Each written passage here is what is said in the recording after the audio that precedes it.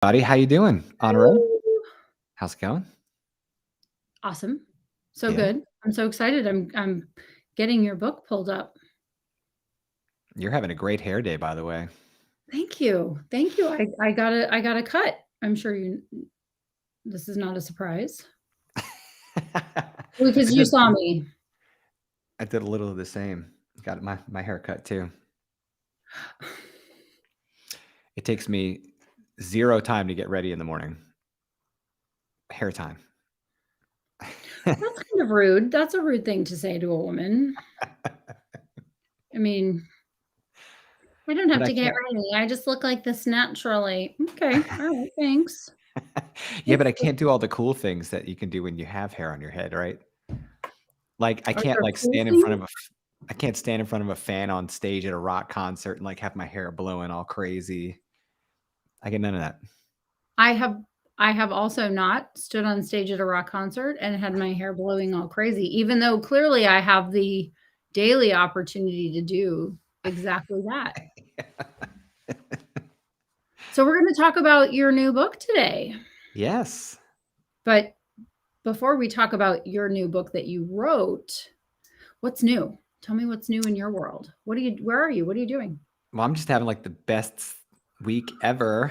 Um, I'm here in Nashville and I'm in all the business strategy meetings and book conversations. I'm just having an absolute blast. So Ah, how lucky am I get to go somewhere super cool location, by the way. If you guys haven't visited Nashville, and I'm not talking about like, for a bachelorette party or something, but like if you haven't just been to Nashville and had a good time.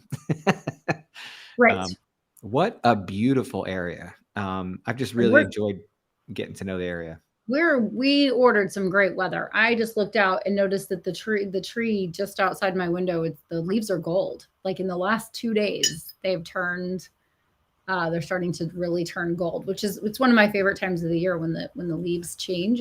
Mm. It gets real pretty up in here. Yeah, my allergies are reminding me of that change right now. All right. Well, when you come over, we'll give you some stuff for that. All right.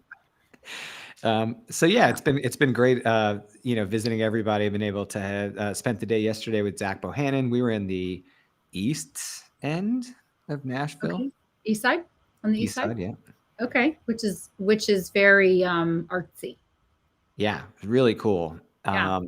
It's got a It's my cool. first time going to a WeWork location, so a little bit of a hype for WeWork. They were great. So if you guys are looking for places to go Co-working do temp space. work, not temp work. I got to be careful what terms I use. If you're looking for a place to work outside of your home or regular office, Yes.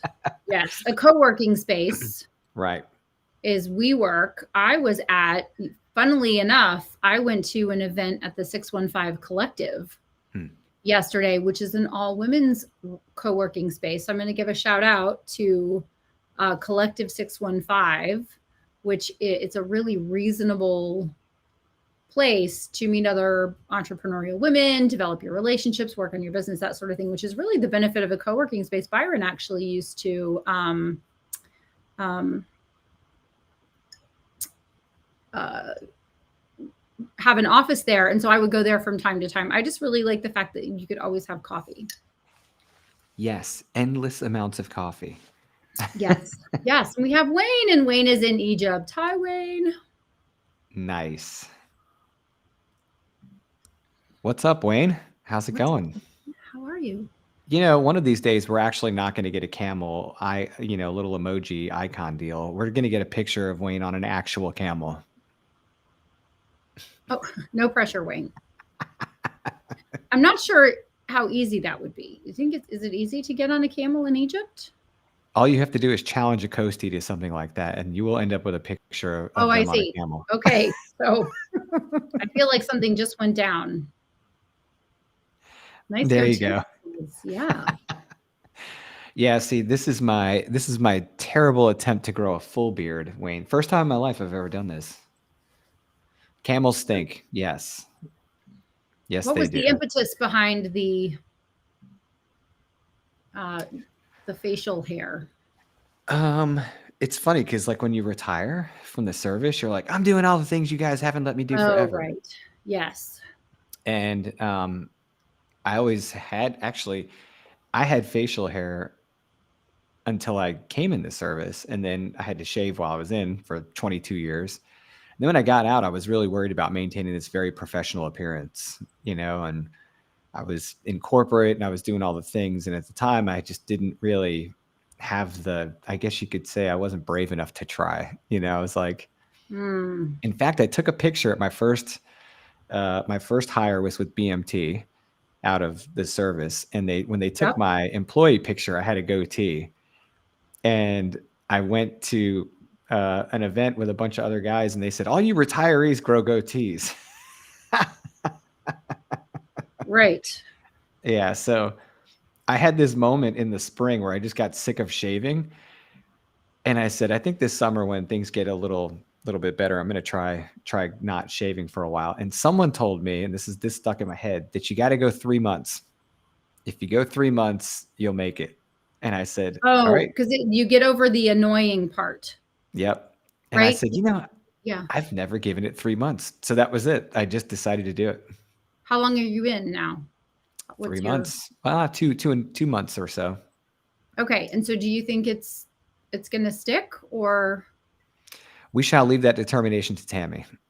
oh, right, because facial hair can be unpleasant for the other person in a relationship. Yeah, my thing is this, like, I don't really Yeah. have to look at me, but she does. And, I feel obligated. Well, and it's not even that. I mean, if she might not be used to kissing a man with a beard, although I'm not making any assumptions, right? I mean, I don't know. But it's like scratchy and itchy if you don't have a really soft mustache or a beard, Yeah. then so it's really not having to look at, like Byron does all different sorts of things with his facial hair, as the year goes, right? So sometimes he'll just go, I shaved it all off, and then he'll, start growing it back or whatever. But it's nice and soft, so it's not scratchy or anything like that. So it doesn't really aggravate me. He looks Right. great whatever he does, but Now, before I grew it out, I would keep it really low. I had facial hair. I didn't shave. I just kept it trimmed low, and that was rough. Like the kids would just, if I gave Maddie a kiss on her, she'd get tore up. So this is definitely a better option there. But the kids are like, get rid of it. Take it off. It's too long. It's crazy. And I'm like, you guys just don't like change. So anyway. You guys just don't like change. You just don't like change. Yeah. Let's see. So outside of like talking about all the books and planning about all the books and books this week, I have really not had much time to read. I've been trying to finish Robert Otone's The Vile Thing We Created, and I have not cracked that book since I got off the plane. Oh, interesting. Well, you've been busy doing fun things, right? So sometimes reading takes a back seat. It depends on the oh, thank you, Wayne. Wayne complimented my hair. Thank you. I appreciate it. I got a haircut and I decided at this length I don't love it straight as much as I will when it's just a little bit longer. So add a little beachy wave. Thanks for noticing. I am almost done with book 2 of my 3-book trilogy, my Russian spy thriller that I'm reading. And it's so good. Like, I want to know how it ends, but I don't, because then it will be done. Also, I think I will wait maybe 2 years and then listen to all 3 books again. They're about 20 hours each, which is just delicious. Just having something that I know that if I'm driving or working out or cleaning, I can listen. Yesterday during my lunch hour, which is such a joke, right? When you're an entrepreneur, it's like my lunch, 12 minutes. Right? I just like finished my lunch and then sat and listened to it for a little bit. It's just so wonderful. Yeah. You listen to your lunch, or you listen to the audiobook? I listen to the audiobook. Your lunch is like, I'm over here. I know you want to finish me. I'm over here. Yeah. Don't you wish you could? Yeah. But I just sat outside in the perfect weather and listened to a book. It was just fantastic. I usually read during lunch. So this time it was listening. Super fun. Yes. Yeah. I mean, other than that, I've just been doing this book launch week and getting ready for the next one. It's crazy. Yeah. What are we up to? Let's look. Let's look at the Do you course know how many pricing reviews we strategies. have? Now, if I were a little cooler, I would have brought an actual like resellable copy with me. But I had my Yeah, but you're traveling. You're traveling during book launch week, which is a really tricky thing. And mine's on the way, but it's new. So they're like, we're going to deliver this to you in Amazon Prime 2 hours in like 3 to 4 days. I'm like, yeah, that's what happens with new books. yeah. All right. So we have 5 5-star reviews. We're making progress. Oh, 5. We had 4 This is yesterday, so we're doing fantastic. good. Yeah. Love Yeah. it. I love that it is part of the course strategy series. There are currently 2 books in the series. Yes, ma'am. And I love the cover. I love that it's the inverse of monetize your book with a course. So it goes, it doesn't match, but it goes. I think you did a beautiful job with your designer on Props to that. Dino. Props to Dino for Props to sure. Dino Marino. Yeah. And Very now I'm good. picky about back of books, by the way. After working I with know. Dino, every time I pick up a either an indie published book or even a trad book now, I look at the Yep. back and I'm just always impressed with the back covers that he produces. Yeah. Because sometimes like indie publishing knocks the cover out, they do okay, but then when you go to the back, you're like, oh, okay, like it's like a low quality font or a low resolution text, Sure. or the margins aren't lined up Sure. right, or they don't wrap, they don't do nice separations of fonts, and Yeah. so Dino really did a great job on this one again. Love it. Of course. Of course you did. Yeah. Right. And so I love that you started with helping people who have nonfiction books to create courses. And then there's a part of every course creator that I've ever met, including me, that says, how do I price this sucker? Right. And it seems like there's this, wouldn't it be nice if there was like some magical pricing machine where you could put in all the ingredients and it Yeah. like factored in the X factory things, like how big is your platform and how much knowledge do you have and how long is the course and what's included, and then it just spit out your number at the bottom. Like, that'd be great. isn't that great? I feel like that's what your book does. I feel like your book does a really good job of being this magical filter that really helps you to, if not, it doesn't give you the number, but it allows you to intelligently figure out what the number is. But as I just kind of alluded to, course pricing is so difficult. And if you get it right, you can sell lots and lots and lots and lots of courses. If you get it wrong, if it's too low or it's too high, then you won't sell as many courses. So talk about why that's so difficult, in your opinion. Yeah, it's in the opening of the book, I talk about this being the single most subjective topic in all of the services I provide my clients, because usually they come to you and you talk about, I want to build a course. Okay, well, curriculum, we have a refined process for developing Right. curriculum. Right. There's a lot of go no go decisions. There's a lot of option A or option B. There's Right. some pretty easy things. There's a lot of decisions to make, but they come with very clear routes, right? You can just say Right. that one or that Right. one. Yeah. With pricing, it's very subjective, and people feel the conversation about their pricing. They don't get that passionate when you start talking about, whether we should do the worksheet in Wobo on a digital platform, or if we should do it in a downloadable, fillable PDF. They're not like, oh, like this, I'm going to have to sleep on this one and take this very personally. But with pricing, they feel, I guess it feels a little bit more vulnerable, and it's very subjective. And so because of that, it feels uncertain. Right. And it makes uncertainty increases the perception of risk. People feel like there's some risk with pricing, and it's our natural reaction to kind of not be as comfortable with that. So with the pricing book, really what I was trying to do is give people the confidence. If they know how to think about price and they know how to like digest their options, they'll feel better about the decisions they make with pricing, and understanding what all of those options mean for your business Yeah. and for your potential and your opportunities gives you the ability to make intelligent trade-offs. Because I think, you have to kind of understand what what you're doing when you put that price on your course. And yeah, so that's why I wrote it. It was just to give people a little bit more confidence in something that feels so risky, you know? Yes. Yes. So what are the things that we want to consider?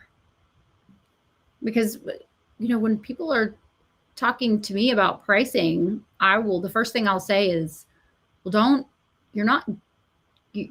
we're trained to pay someone for their time. But if you're just paying someone for their time, then just pay the minimum wage. But what they're getting is access to information, education, experience, knowledge, ideas, conversations, connections, those sorts of things. How does pricing a course based on the amount of time that it is factor into how much you charge for it? Or does it? Or should it? Yeah. So I talk about the pros and cons of using something as clear cut as time and materials pricing, which is very common in like trades and physical asset development. Like if you're building buildings or cars, or, you're producing any like physical product, like it cost me a certain amount of money to make this cup of coffee for somebody. Right. The book, the book goes into the details of that, like why that's a bad idea in some instances with online courses, and maybe a better idea for things like live course delivery. So if you're a course creator and you have developed this curriculum, there's a chance that you have either taught the course live and now you're moving it online, or you're teaching it online and will eventually move it to a live delivery as well. Yep. And so I wanted people to understand why you have to price those two products differently, or you should potentially consider pricing them differently, because one has a bigger difference, or a bigger time and materials commitment than the other does. And if you take a time and materials approach to pricing your online course, it's going to be very unfair for your purchaser. And so I actually title one of the chapters, Never Priced by Time and Materials, for that reason. And it's specifically for online courses. But before you kind of do that, before you think about whether you want to use time and materials, or if you want to do something a little bit less rigid or formulaic, you should understand what the 4 points are for developing a course pricing strategy. And these are the things that honestly matter the most in your pricing. So if you start thinking about like, oh, I have to count all the hours it took for me to make the course, and the cost of my microphone and my camera, and each of my hours is worth one of my consulting hours because there's a trade-off, an opportunity cost, you're going to get yourself in a bit of a pinch. Right. Yeah. Well, because it can take you 100 hours to create a course. So then are you charging someone $500 an hour for the time? Right. But then you get into the fact that at some point you hit black, you're in the black for the course, and it's all profit from there. So that doesn't seem fair. Yeah. So do you know what the 4 things are off the top of your head? I bet you do. I bet you do. Only because I've read the book like 35 times in the last 2 weeks, right? Yes. And that's a real number. Yeah. Yeah. For those that are like, oh, you're exaggerating, go indie publish a book. You'll see. If you do it right, if you do it well, you're going to read the book over and over and over and over and over again. Yeah. If you're going to do a professional job, you are going to know that book. So the first one is course competitor prices. So you want to be aware of your competitor's price, but you never, ever want to just openly adopt their price with no more thinking. Or undercut them, or be like, I'm just going to sell, or charge many multiples of their. Right. It's just a fact. It's just something to know. You need to be aware of your competitors' prices. It is a very important data point for you to consider your industry, where you sit in relation to your competitors, or even if you don't view them as competitors, just as the rest of the market. Because guess what? Your buyers are most likely shopping, and they can see the prices of other offers. So they're going to have a response when they see the price after they've been looking at other prices. So you need to be aware of that so that you can understand through their eyes how your product looks price-wise against the rest of the field. Yeah. So that's one very important point. Well, and here's something, perhaps we talk about this later, is that you don't know if their courses are selling at that price. Right. You don't know how happy their customers are. Right.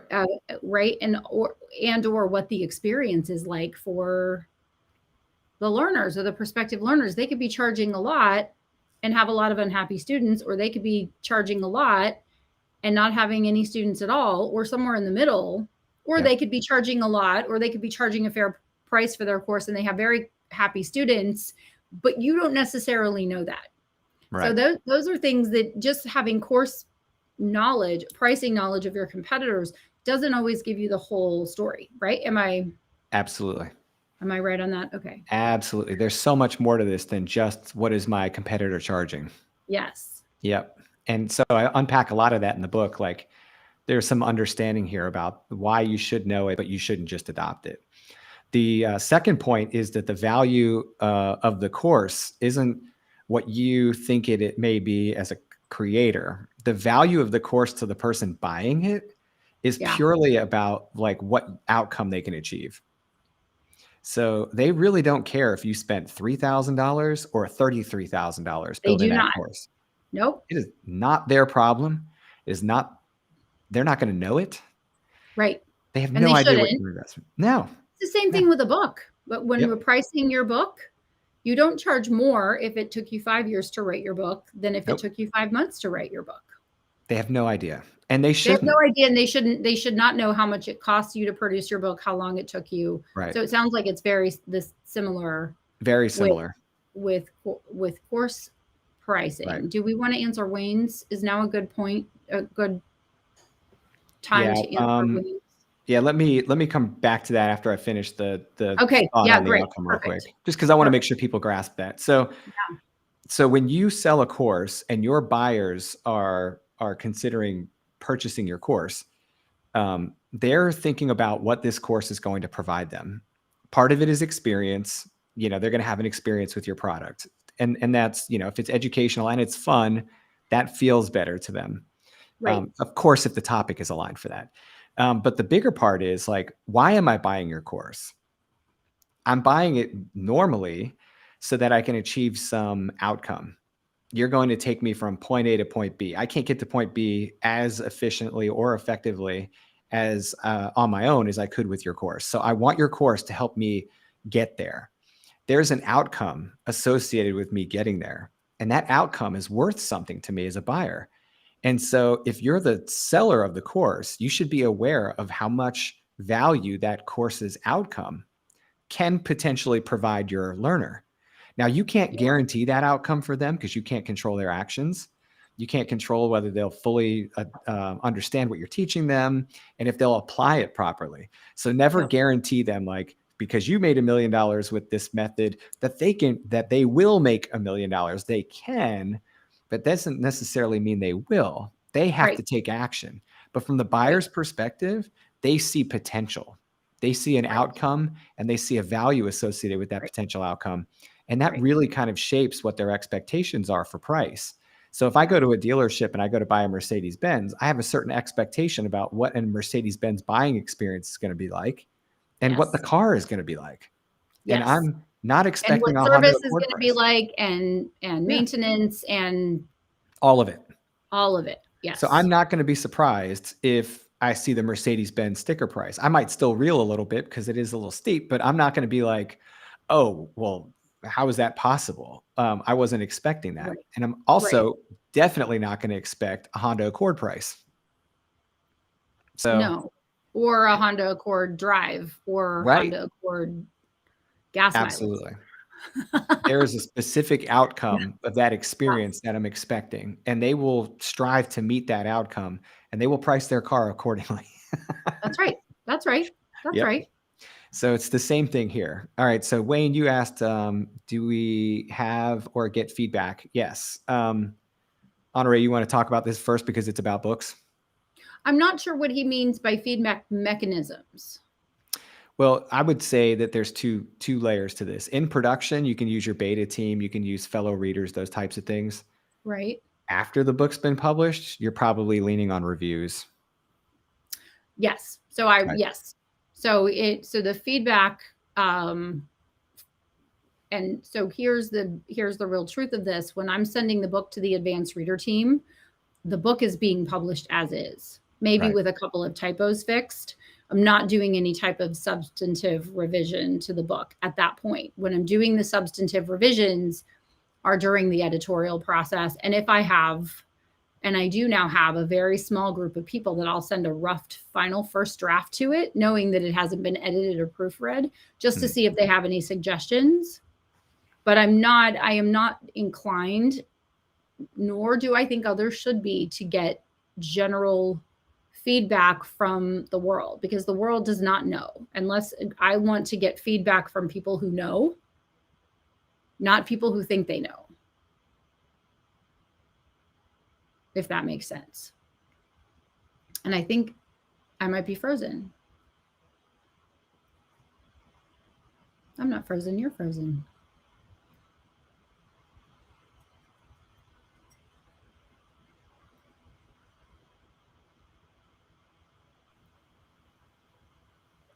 I think I was frozen. So I'm back.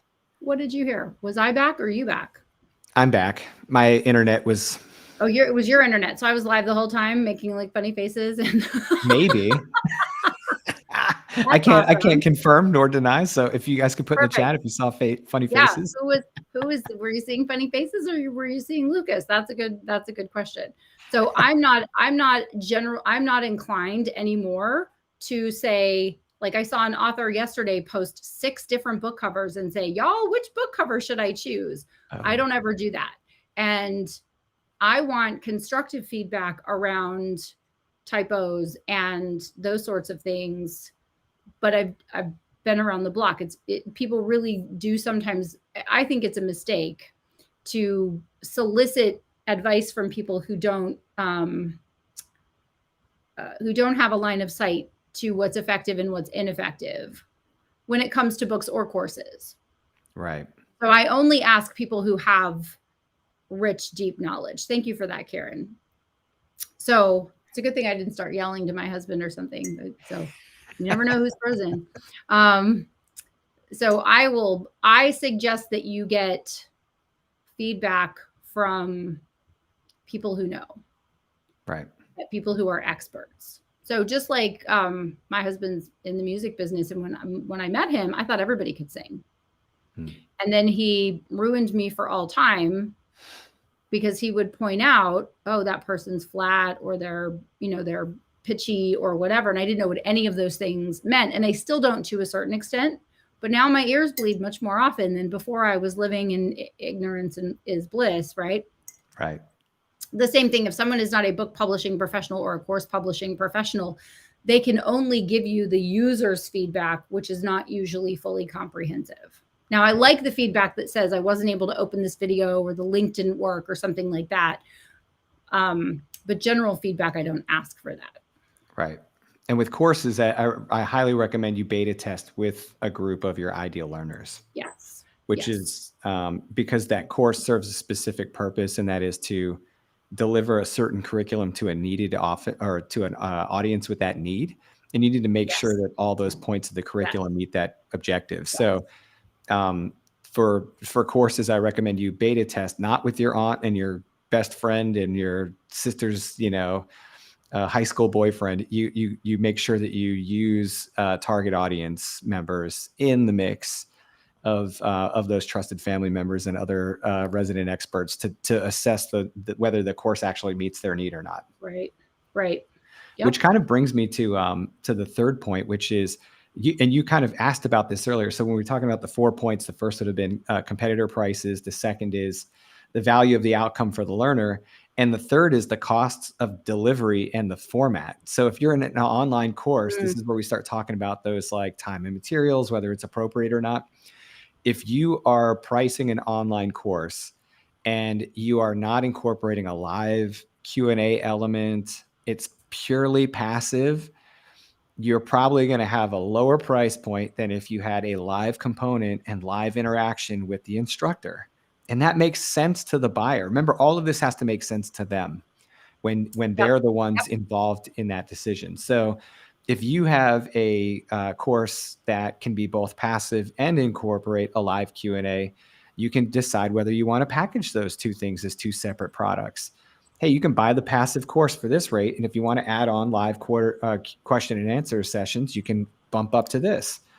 If you want to just teach it in a single format online where people consume and then they don't have that live Q&A element, then you can price it a little lower and reward them for giving up that opportunity. Yeah. Yes. So I have a question, and so maybe this is a rabbit hole or a conversation for later or next time. Mm-hmm. There's a different tax implication for a purely on-demand course versus a course that has a Q&A option, at least as the tax code reads right now in this country. How does it affect you if you offer it and they take it or they don't take it, or does it? Or do those have to be taxed and right taken care of separately? Yeah. So the last chapter of the book is actually about course taxes. And I put a disclaimer in there, which I'll also repeat right now, not verbatim, but like paraphrasing here. I'm not your accountant and I'm not a tax professional. So you guys make sure you talk to your tax professionals about this. Yep. I, as a business owner of online courses, I spoke with the state of Virginia, one of their tax reps, about my products because I was selling enough courses that I knew I had a substantial enough risk if I didn't do my tax claims properly. What are we actually talking about here? Well, your courses, when you sell them online, taxes are based off of the location of the buyer, not the seller. So if you sell a course worldwide, basically you're responsible for remitting taxes to all those different locations that require it. And that is obviously, pardon my language, damn near impossible to do very well right now. And it's partly because, taxes are as clear as mud. Yes, Karen, you are correct. Yes.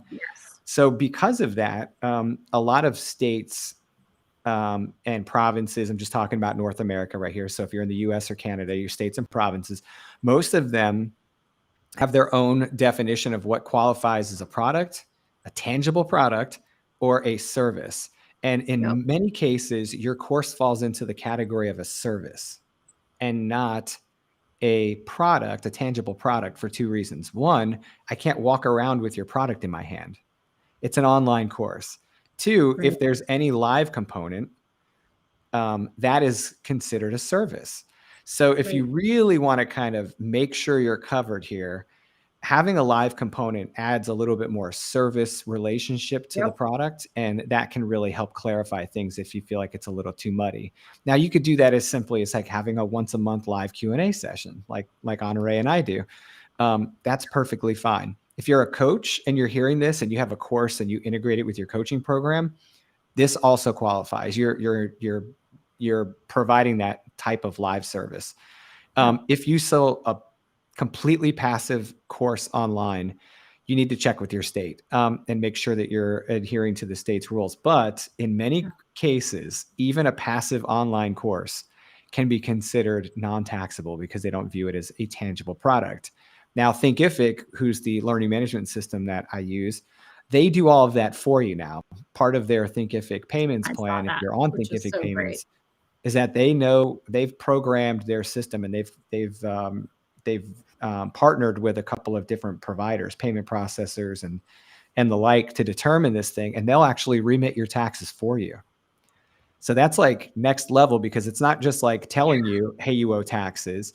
They're actually paying those taxes to those locations on your behalf as part of your purchase. That's crazy good. That's crazy good. Do you have to tell them if it's considered a course or a product or a service? No, they're following the local laws by those areas, because what's happening is, as the online e-commerce has grown more mature, as it's gotten older, the states and the federal governments are actually wrapping their arms around these things and taxing them. Initially, they couldn't make sense of it, and they were just like everything else. It was kind of the Wild West, yeah, like everything. But now they're locking it down. Are you breathing? Are you breathing air? We're going to tax it. Tax the air. So now what they're seeing is that without having a good tax law associated with e-commerce, they're losing a potentially massive amount of tax revenue. Right. And businesses are shifting from concrete to online in greater capacities than they were, especially post-pandemic. And Yep. so they're drilling this down more. So in the last chapter of the book, I talk about that, and that's a good synopsis of what's in the chapter. But you really need to talk to your tax professional, because there's an additional layer, and I don't want to scare you guys. This is a really good problem to have. But in some locations, if you do $100,000 or more worth of sales in that state, no matter what you're selling, doesn't matter if it's services or products, you owe them taxes. Yep. So you could do $100,000 or more worth of sales in the state of Virginia as a Tennessee business, and you're providing services, and they're gonna tax you for doing that much work with people in their state. Yeah. So I That's welcome a good that problem. to have. Yeah. We'll take that. We'll take that problem. I would like one of those problems in every state, please. Yeah. So what is the what do you have in terms of a workbook or a course to go with this book? Or are they in process? Are they never coming? Are they out? What's happening? Yeah. So the What book else is you set got, up. Lucas? Yeah. Right now, the book is set up to give you the tools to start applying these things right now. I wanted to make sure that the book could stand alone. I've incorporated some of this into my Monetize Your Book with a Course program. So if you go to marinotraining.com and you look up the Monetize Your Book with a Course, you go to that course, you'll have course pricing strategies content as part of your curriculum. Because I try to keep things simple. It's like, get it all here. Now I'm going to launch a mini course on this, where I teach the tenets of the book, and I go into deeper detail than the book would allow, and then give people kind of some applicable worksheets to be able to start writing this out for themselves. Because, for example, this last fourth point on the 4 points is understanding industry norms and learner spending habits. You need to take some notes here, right, to do that. Right. I'll explain the concept, and then you guys can understand why this would require a little bit of observation. But your industry that you work in has certain buyer habits associated with it, whether you like it or not. You don't get to control this, right? So Honore, we work with books, right? So we work with people that want to write, sell, monetize, write, publish, and monetize nonfiction books, right? So in Honore's world, she knows that when people walk into a store to buy a paperback 5x8 book, they expect to pay a certain price for that book. It could be, there's a margin. It could be a couple There's a dollars window. more. There's a window. Yes. But it's not going to be $150. Right. Right. Right. That's an outlier. That's an outlier. And that's usually a direct sale off of someone's website. And it's very special material. Yes. Right. So what you're talking about, there's a window of pricing that people will think is too little, reasonable, too much. Yes. Right. Now, here's the magic question. Where is that written down as a standard? It's not. Only in my course, Lucas. Right. But there's no law. There's no. Nope. There's no gate on Amazon that says you can't sell a 5x8 for that much money.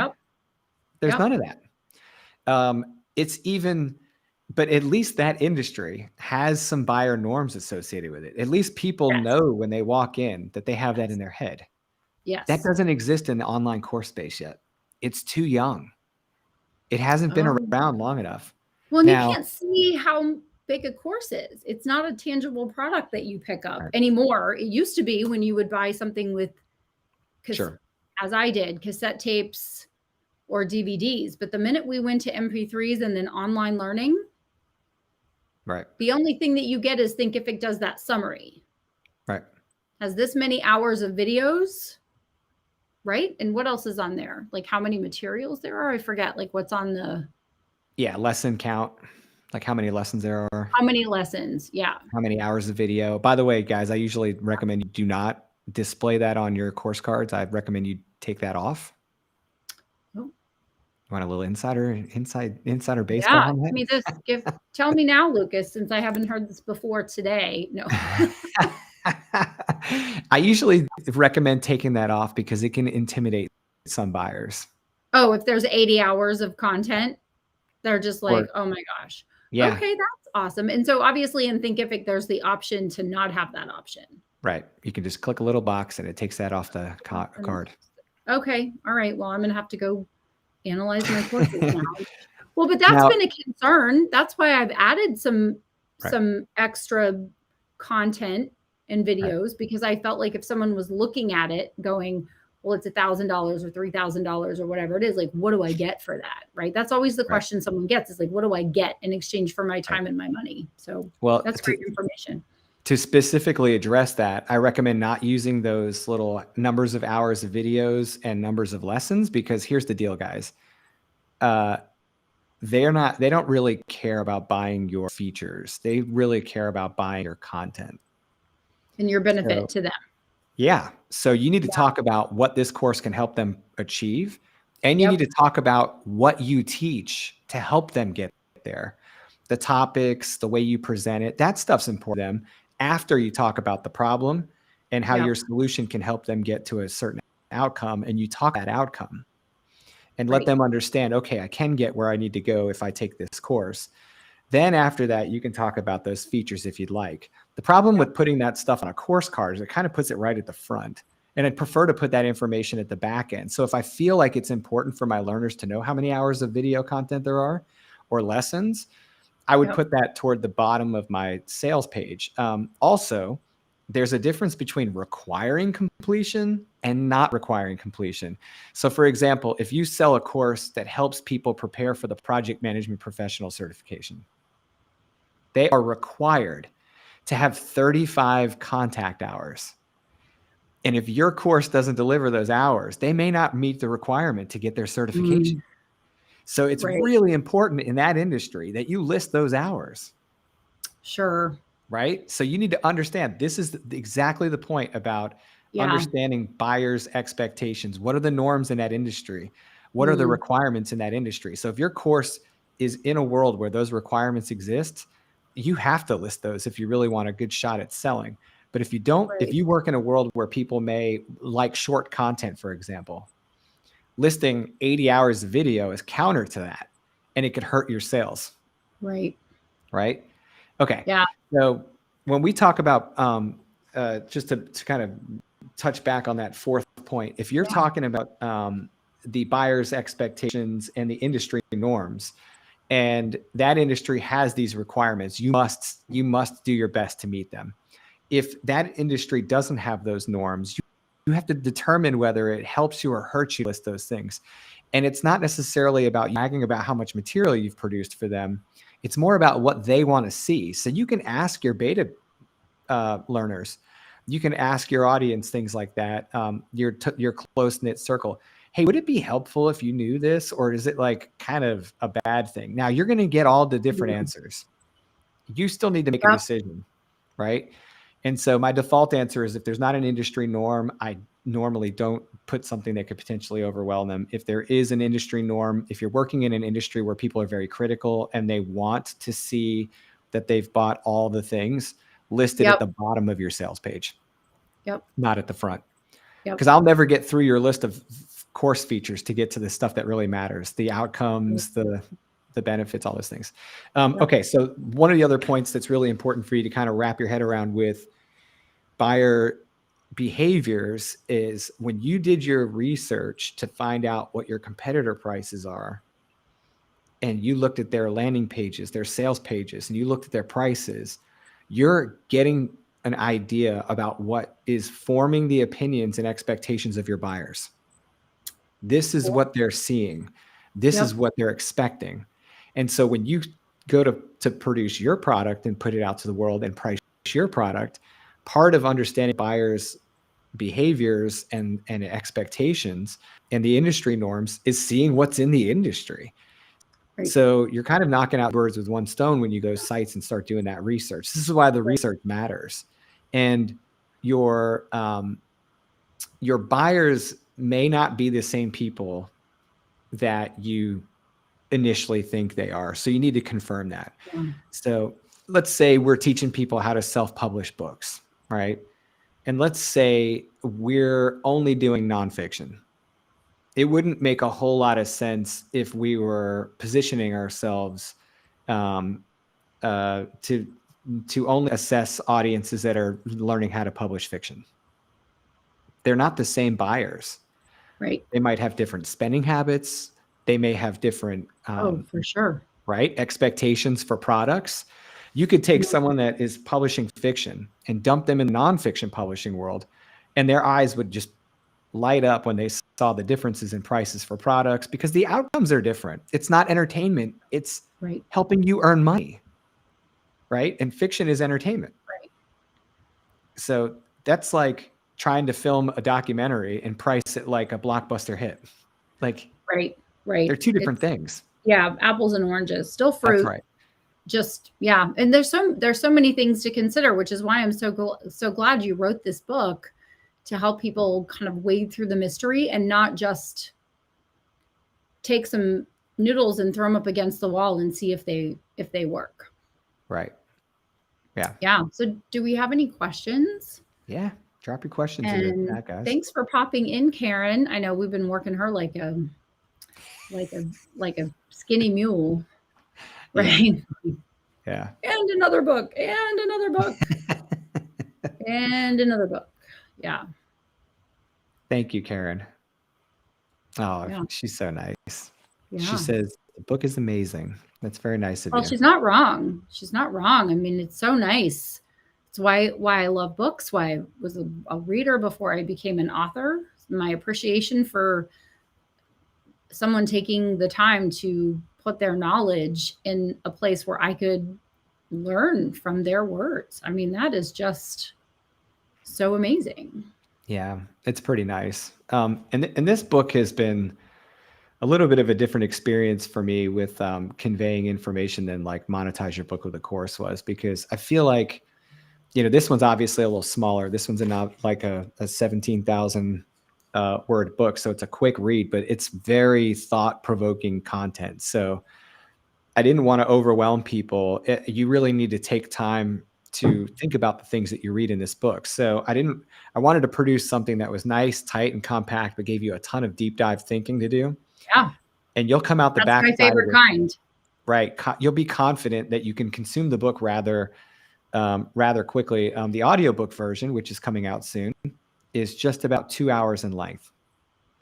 So Awesome. you can read this book in 2 to 3 hours and be leagues ahead of where you were when you started, 2 hours before, in confidence about your pricing. And it's really what it's about. Is I wanted people to feel more confident in their pricing, because like I said, there's no magic chart. It's very subjective, and you don't want to feel like you're taking a risk. Right. And it provides a tremendous amount of value to the reader in a short period of time, which is my favorite kind of book. The stories, I don't want those to end. Right. The nonfiction book, I want to get the information. I want to have the transformation. I want to have something I can put into practice. And I don't want anything unnecessary. If it takes 200 pages, I'll happily read 200 pages. But if it doesn't, and I think back to books that I have read that were quite thick, quite wordy. And there was always like, where on what page was that one thing that I highlighted that I needed to know? I don't need all of the 3 or 4 pages around it. I just needed that one piece of information. Now, of course, there's always context that's needed and required. But again, if you can create that context in 3 paragraphs, don't do it in 3 pages. Right. So I really like a book, regardless of how long it is, that every piece of it is really meaty and helpful. Right. Yeah. Meaty and helpful, or meaty or helpful. Because sometimes it's not meat, there's encouragement, right? You really have to encourage some of your book is encouraging the reader that you can price your courses effectively, and that's not meat, that's encouragement. Right. But in order to feel confident that I'm going to read through it and be able to, find the cheese at the end of the maze. Right. Right. In order to find the cheese, I need to be able to make the decisions. Do I go this way or that way? Hmm. So I think that that's really important for sure. Yeah, it is really important. And there's a lot to unpack in this topic, and you could very easily get overwhelmed if there's too much information in there. And that's why I was very specific about like picking Mhm. out the key elements that really drive your decision. Like, because you could get a Yep. lot of there's a lot of smoke, right? That could Yeah. interfere with your decision making. Yes. Yes. Um, a couple of the other points that I bring up in the book that are really critical, and I'm not going to expand on them here, but I do want to list them so people can understand what Please. I'm talking about. Is, it's not just about setting a single price. Like, what if you have a membership or subscriptions Mm-hmm. or payment plans? And what are the pros and cons of each of those things? That's all listed in the book. What about affiliate shares and revenue shares? How does that impact my pricing? What about running sales promotions? Like, all these things are the Yeah. next topic that you end up running into when you go to price. You're like, I'm going to Yep. price it at $99, and then you go, okay, cool, I'm going to do my launch. Oh gosh, do I do a promo price? Like, or it's not Right. selling. How do I do a promo price, or whatever the case is? Like, Right. you have to Where do be you able to, go from $99, especially if you're doing a 30 to 50% right? revenue share? Yep. And so then you've put in all this time and effort into your course, and that might be the right price. Right. It might be the right price, or it might be many multiples of that. Right. Yeah. And then, like, beta, like, use my regular price. Do I give my beta away for free? Do I do a reduced price? Like, what do I do with that? Yeah. Like, for a test group, and all of that's in there, so you can kind of think all that through. And then on the backside, you'll be much more comfortable. But it's kind of funny because I think the overarching topic of the book is this is all very strategic, and as tactical as these topics sound, each of those is a very applied thing. But when you Yes. pull them all together, you realize you have this big picture, this Strategy. strategy that you can use to Yes. execute for a whole year or many years or a Yep. single instance. Yep. You and I were talking recently that a friend of ours, a mutual friend of ours, helped someone with a very popular course launch. They did extremely well with their course launch. Yep. And I reached out to this person and gave him a compliment in email. I've never met this person. I've never talked to him. He was the course host. And I just said, hey, I do this for a living. And I just wanted to say congratulations on your successful launch. You should be very proud of yourself because what you've achieved is unique and special. And you knocked it out of the park, dude. Congrats. Like, pat on the Yep. back.